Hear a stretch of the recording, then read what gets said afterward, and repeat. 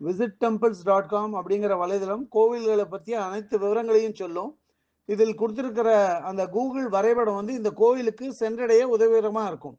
இதில் உள்ள வானிலை அறிக்கை கோவிலுக்கு செல்ல ஏற்ற நாளையும் தருணத்தையும் காட்டும். அதே மாதிரி இதில் இருக்கிற யூடியூப் லிங்கை பார்த்தா கோவிலை நேரடியாக பார்த்த திருப்தியும் இருக்கும், நிறைய விவரங்களையும் தெரிஞ்சுக்கலாம். இன்னைக்கு visittemples.com மூலியமா நம்ம திருவண்ணாமலையில் இருக்கிற திருமலை ஸ்ரீ ஸ்ரீனிவாச பெருமாள் கோயிலை பற்றி தெரிஞ்சுக்க போகிறோம். இந்த திருவண்ணாமலை வந்து ஸ்ரீவில்லிபுத்தூர் பக்கத்தில் இருக்கு, விருதுநகர் மாவட்டத்தில் உள்ளது. இந்த திருமலை ஸ்ரீ ஸ்ரீனிவாச பெருமாள் கோவில் வந்து ஒரு வைணவ கோயிலாகும். இது ஒரு மலை கோவில், மலை மேலே இருக்கிற கோயில். கோவிலுக்கு போகிறதுக்கு தனியாக சாலை வசதி அப்படின்னு எதுவும் கிடையாது. படி வழியாக தான் எல்லாருமே ஏறி போனோம். மொத்தம் 247 படி, 247 படியை மேலே கடந்து போனால் கோவிலை சென்றடைஞ்சு பார்க்கலாம். இந்த மலை கோயில் ஏற ஆரம்பிக்கிறதுக்கு முன்னாடி கீழே வந்து மலையடிவாரத்தில் ஸ்ரீ கருப்பண்ண சுவாமியோட சன்னதி இருக்கு. இந்த ஸ்ரீ கருப்பண்ண சுவாமி சன்னதி கிழக்கு நோக்கிய சன்னதி. இவரை முதல்ல சேவிச்சுட்டு தான் நம்ம அதுக்கு அடுத்து மலை ஏற ஆரம்பிக்கணும். அதுக்கு அடுத்து இருக்கிற சன்னதி ஸ்ரீ ஆதி விநாயகரோட சன்னதி. ஸ்ரீ ஆதி விநாயகர் சன்னதியும் கிழக்கு நோக்கிய சன்னதி தான். இந்த ஆதி விநாயகரை இதே இடத்துல 1975ஆம் ஆண்டு தரையிலேருந்து கண்டெடுத்தா, அதுக்கப்புறம் அவருக்கு இங்க சன்னதி வச்சு சேவிக்க ஆரம்பிச்சா. அதுக்கு அடுத்து நம்ம கடந்து போனா ஒரு பெரிய அரச மரம் வரும். இந்த அரச மரத்துக்கு கீழே ஒரு சின்ன விநாயகர் விக்கிரகத்தை வச்சிருக்கா. அதை சுத்தி நிறைய நாகர்கள் விக்கிரமும் வச்சு வழிபட்டுன்னு வர. இந்த கோவிலுக்கு சென்றடைய சில படிகள் ஏற ஆரம்பிச்ச உடனே முதல்ல தெற்கு நோக்கிய பல தூண்களை கொண்ட ஒரு மண்டபம் இருக்கு. அந்த மண்டபத்தோட கோபுரத்துல ஸ்ரீ ஸ்ரீனிவாச பெருமாள், ஸ்ரீ அலர்மேல் மங்கை தாயார், ஸ்ரீ ஆண்டாள் மற்றும் தசாவதாரத்தோட வர்ண விக்கிரகங்களை பார்க்க முடியும். அதே இடத்துல ஒரு தென் திருப்பதி லட்டு ஸ்டால் அப்படின்னு வச்சிருக்கா அந்த மண்டபத்துல. இந்த கோவிலுக்கு படி ஏறும்போது படி ஏற இடம் மொத்தமுமே மேல் பக்கத்துல கூரை அமைச்சிருக்கா. இதனால மழை வெயில்ல இருந்து பக்தர்கள் அவ்வளோ பாதிக்கப்பட மாட்டா. அதே மாதிரி வந்து இங்க படி ஏறும்போது ஒவ்வொரு இடத்துலயும் ஒரு மண்டபம் கட்டி வச்சிருக்கா. பக்தர்கள் வந்து ரொம்ப சோர்வா இருந்தா இந்த இடத்துல கொஞ்சம் உட்காந்துட்டு ஆசுவாசப்படுத்திட்டு அதுக்கப்புறம் ஏறி போகலாம். மேலும் சில படிகள் ஏறி போனா கிழக்கு நோக்கி ஸ்ரீ சுதர்சன சக்கரத்தை பார்க்கலாம். இந்த சுதர்சன சக்கரம் இருக்கிற இடத்துக்கு எதிர்பக்கத்துல கோவிலோட அன்னதான கூடம் இருக்கு. அன்னதான கூடம் பக்கத்துல ஸ்ரீ வேணுகோபால பெருமாளோட சன்னதி இருக்கு. இந்த ஸ்ரீ வேணுகோபால பெருமாள் சன்னதியில ஸ்ரீராமர், ஸ்ரீ சீதை, ஸ்ரீ லக்ஷ்மணர், ஸ்ரீ ஆஞ்சநேய சுவாமி, ஸ்ரீ ஆண்டாள் இவாளோட சேர்ந்து தசாவதார விக்கிரகங்களையும் பார்க்க முடியும். இந்த மலை உச்சியில இருக்கிற ஸ்ரீ ஸ்ரீனிவாச பெருமாள் கோவிலுக்கு மலை அடிவாரத்திலேருந்து ஏறி போற அந்த படிகள்ல அங்கங்க நம்ம நின்று பார்த்தா ஸ்ரீவில்லிபுத்தூர் கோவிலையும் பார்க்க முடியும். நம்ம பார்க்குற காட்சிகளை வந்து சொல்லி மாளாது, அவ்வளோ நன்னா இருக்கும், விவரிக்கவே முடியாது. ஆனா மனசுக்கு அவ்வளோ சந்தோஷமா இருக்கு இங்க இருக்கிற இயற்கை காட்சிகளை நம்ம பார்க்கும்போது. இதுக்கு அடுத்து மேலும் சில படிகள் மேலே ஏறி போனா இங்க பல தூண்களை கொண்ட ஒரு மண்டபம் இருக்கு. இந்த மண்டபத்துல ஸ்ரீனிவாச பெருமாள் மற்றும் ராமர் பட்டாபிஷேகம் இவாளோட ஓவியங்களை கிழக்கு மற்றும் மேற்கு நோக்கி வச்சிருக்கா. பார்க்கறதுக்கு பிரமாதமா இருக்கு. இந்த மண்டபத்தோட தூண்கள் எல்லாம் யாழி விக்கிரகத்தை பதிச்சிருக்கா. அதே மாதிரி இந்த மண்டபத்துல இருக்கிற அந்த தூணோட அடிபாகத்துல ஸ்ரீ கருடாழ்வார் மற்றும் ஸ்ரீ ஆஞ்சநேய சுவாமியோட விக்கிரகத்தை அப்படியே பதிச்ச மாதிரி இருக்கு. பார்க்கறதுக்கு ரொம்ப பிரமாதமா இருக்கார். அதுக்கு அடுத்து இருக்கிற சன்னதி ஸ்ரீ அலர்மேல் மங்கை தாயாரோட தெற்கு நோக்கிய சன்னதி. இந்த தெற்கு நோக்கிய அலர்மேல் மங்கை தாயாரோட சன்னதியில வந்து அலர்மேல் மங்கை தாயார ஒரு பீடத்துல வச்சிருக்கா. இவை மொத்தமும் 2 விருட்சத்துக்கு கீழே இருக்கு. அந்த விருட்சங்களோட பேரு கள்ளிச்சி மற்றும் பிரம்மச்சாரி ஆகும். இதுக்கு பக்கத்திலேயே ஸ்ரீ பால நாகம்மையோட விக்கிரகத்தையும் பார்க்க முடியும். இந்த விருட்சங்களான கள்ளிச்சி மற்றும் பிரம்மச்சாரியில இன்னைக்கு கூட நாகர்கள் வாழறதா நம்புறா. மலை அடிவாரத்திலேருந்து முதல்ல வந்து பக்தர்கள் ஏறுற பல படிகள் வந்து கருங்கல்லால கட்டப்பட்ட படி, கொஞ்சம் சிரமப்பட்டு தான் ஏறணும். ஆனா கடைசியில இருக்கிற 30-40 படி வந்து சிமெண்ட் பூசி ரொம்ப அழகா கட்டி இருக்கா. ரொம்ப அகலமாகவும் இருக்கு. இங்க வந்து கோவிலுக்கு போறதுக்கும் வரத்துக்கும் ஒரு 3 நுழைவாயில் வச்சிருக்கா. அந்த நுழைவாயிலோட கோபுரத்துல வர்ண விக்கிரகங்களா ஸ்ரீ ஸ்ரீனிவாச பெருமாள், அலர்மேல் மங்கை தாயார், ஆண்டாள் மற்றும் தசாவதார விக்கிரகங்களை பார்க்க முடியும். ஏற்கனவே சொல்லியிருக்கேன், இந்த கோயிலுக்கு ஏறி போறதா இருந்தா 247 படி இருக்கு. மேலே ஏறி தான் போனோம், சாலை வழி மார்க்கமா போக முடியாதுன்னு.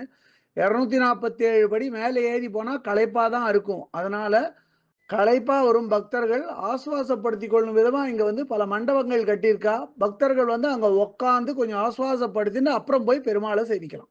இங்கேயே ஒரு பிரசாத ஸ்டாலும் இருக்கு. அந்த பிரசாத ஸ்டால்ல பிரசாதங்கள் மற்றும் பூஜை பொருட்கள் வாங்கலாம். இதை அடுத்து பக்தர்கள் பிரதட்சணமா அந்த கோயில வலம் வந்தா, அங்க ஒரு பெரிய கல் ஸ்தம்பம் இருக்கு. அந்த கல் ஸ்தம்பத்து பக்கத்திலேயே பெரிய பெரிய காலணிகள் இருக்கு. அந்த காலணிகள வந்து இந்த கல் ஸ்தம்பத்துல வச்சு வணங்கி எடுத்து, அத வந்து நம்ம தலை மற்றும் தோள்ல வந்து தொட்டு எடுத்துக்கிறா. இதுக்கு என்ன ஐதீகம் அப்டின்னா, இந்த பெரிய காலணிகள பெருமாள் போட்டுண்டு நடந்ததாகவும், அதை எடுத்து நம்ம தலையிலயும், தோள்லயும் வச்சுக்கிறதுனால நம்மளுக்கு நற்பலன்கள் உருவாகும் அப்படின்னு நம்புறான். இந்த கோவிலோட மூலஸ்தானம் மொத்தமுமே பல தூண்களை கொண்ட ஒரு மண்டபத்துல அமைஞ்சிருக்கு. இதுல வந்து மூலஸ்தானத்த நோக்கி ஒரு கல் துவஜஸ்தம்பம் இருக்கு. அதுக்கு அடுத்தது மேற்கு நோக்கிய ஒரு கருடாழ்வார் விக்கிரகத்த பார்க்க முடியும். அவர் வந்து கருடாழ்வார் மூலஸ்தானத்த பார்த்த மாரி இருக்கார்.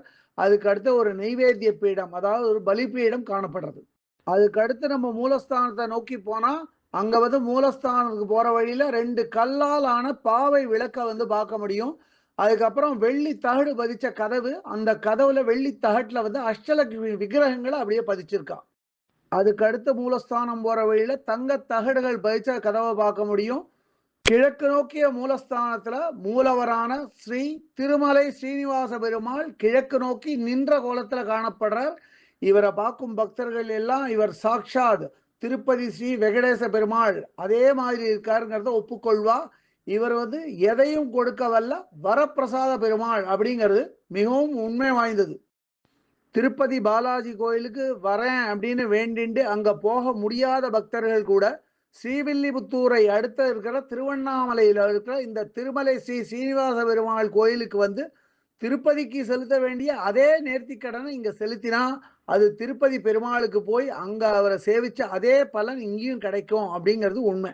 இந்த கோவிலோட மூலஸ்தான மண்டபத்திலேயே 4 தெற்கு நோக்கிய சன்னதிகள் இருக்கு. முதல்ல இருக்கிற தெற்கு நோக்கிய சன்னதி ஸ்ரீ யோக நரசிம்மரோட சன்னதி. அதுக்கு அடுத்து இருக்கிற தெற்கு நோக்கிய சன்னதி ஸ்ரீ பால நரசிம்மரோட சன்னதி.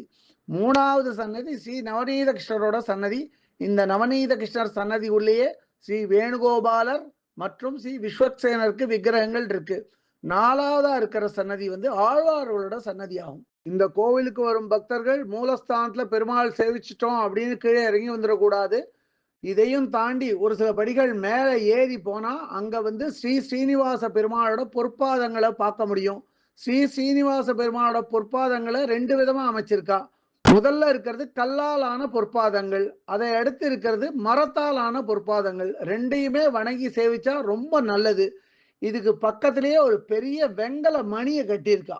இந்த கோவிலுக்குள்ளேயே கோவிலோட மடப்பள்ளியும் இருக்கு. அதே மாதிரி இந்த கோயில்ல முடி இறக்கிற வசதி, காது குத்துற வசதியும் இருக்கு. கல்யாணமும் இங்க வந்து பண்ணிக்கலாம். இந்த கோவிலை பத்தி சொல்லும்போது இந்த கோவிலோட பட்டாச்சாரியார் ஸ்ரீ பத்ரி பட்டாச்சாரியாரை பத்தி சொல்லியே ஆகணும். இங்கிலீஷ்ல வந்து ஒன் மேன் ஷோ அப்படின்பா. இவர் வந்து இந்த ஒன் மேன் ஷோங்கிறது கண்டிப்பா பொருந்தும். ஏன் அப்படின்னா இவர் மூலஸ்தானத்துல வந்து பூஜை விஷயங்களை கவனிக்கிறதோட இல்லாம பிற சன்னதிகள்லயும் அதை வந்து கவனிச்சுண்டு அதே மாதிரி மடப்பள்ளிக்குள்ளேயும் போது தலிக விவகாரங்களையும் கவனிச்சுட்டு இதற்காக இவரை நம்ம பாராட்டியே தீரணும். கோவிலோட அடிவாரத்துல ஏகப்பட்ட கடைகள் இருக்கு. எல்லா கடையிலையும் எல்லா விதமான பொருட்களும் கிடைக்கும். தாராளமா வாங்கலாம். இந்த கோவிலை பொறுத்தவரையிலும் புதன்கிழமையும் சனிக்கிழமையும் ரொம்ப சிறப்பு வாய்ந்த நாட்களாகும். இந்த புதன்கிழமை மற்றும் சனிக்கிழமையில வந்து இங்க வரும் பக்தர்கள் கூட்டம் ஏராளம். visitTemples.com சார்பா இந்த கோவிலுக்கு வரத்துக்கு முக்கியமான காரணம் வந்து திரு ஏஎஸ் கோவிந்தன். அதனால visitTemples.com சார்பா திரு ஏஎஸ் கோவிந்தன் மற்றும் அவர் மனைவியான திருமதி கிருஷ்ணவேணி கோவிந்தன், அவர் மகனான திரு பசுபதி பரமகுரு மற்றும் ரேவதி பசுபதி பரமகுரு இவா 4 நமது நன்றி கலந்த வணக்கங்கள். இந்த கோயிலை பற்றிய இதர விவரங்கள் வேணும் அப்படின்னா www.visittemples.com அப்படிங்கிற வெப்சைட்க்கு போயிட்டு இந்த கோயிலை பற்றிய எல்லா விவரங்களையும் ஆங்கிலத்தில் வந்து படிக்கலாம். இல்லை பிற பாஷைகளில் வேணும்னா அதிலேயே மொழிபெயர்க்கிற வசதியும் இருக்குது. அப்படியே மொழிபெயர்த்து அவாவா பாஷைக்கு தகுந்த மாதிரி படிச்சுக்கலாம் அதை. இதுவரை இந்த காணொலியை கண்டும் கேட்டும் மகிழ்ந்த பக்தர்களுக்கு visitTemples.com சார்பாக ராகவாச்சாரியின் நன்றிகள்.